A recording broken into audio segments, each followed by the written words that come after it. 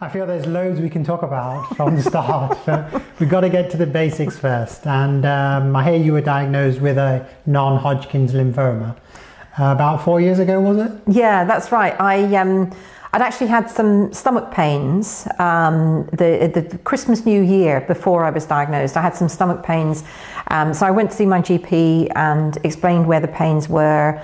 And how they had affected me. So I was waking up during the night and feeling quite a bit of discomfort. So she sent me for a scan to my local hospital. I had an ultrasound rather. So I had the ultrasound, and that showed that I had some gallstones. So when I got the results with her, I went through the results with my GP, and it showed gallstones, and I thought, yeah, well, that kind of accords with my own internet research, and we discussed different treatment options. I wasn't in pain at that point, so I said to her, well, let's wait until the pain comes back and then we'll do what needs to be done. So I went away. 6 months later, the pain started coming back, and it was longer. The pain was more intense, and it was lasting for longer. So I went back to see my GP and said, okay, let's cut me open and whip the stones out.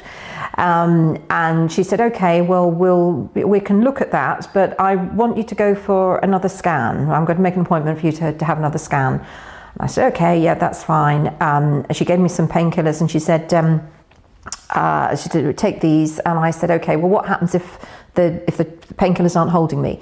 And she said, if they're not holding you, then go to A&E. So I went home. That was a Tuesday morning. That evening, the pain was really intense, and I said to my partner, I can't stand this. Let's go to A&E.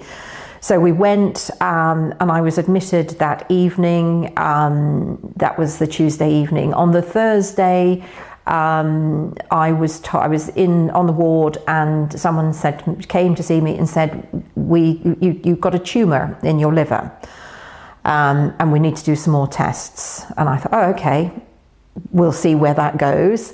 And then I was in hospital for a few more days. I was discharged, and I then went through about three to 4 weeks of tests and procedures before I was told that I had non-Hodgkin's lymphoma, and that I would be starting chemotherapy.